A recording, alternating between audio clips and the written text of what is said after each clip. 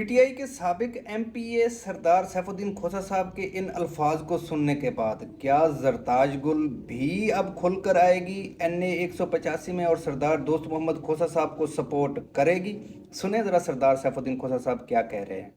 Party کیوں امداد کرنے پر نون لیگ کے خلاف میری سنگت کے گھر بیٹھی ہے، میری جماعت کے گھر بیٹھی ہے، میرے گھر بیٹھی ہے، اتنا بیٹھی ہے پولیس۔ اسا بندوقہ چاہنا ہے نہیں، سارا انتقام ہی ہوئے جو تو کو ووٹ نہ گنا لے سو انشاءاللہ۔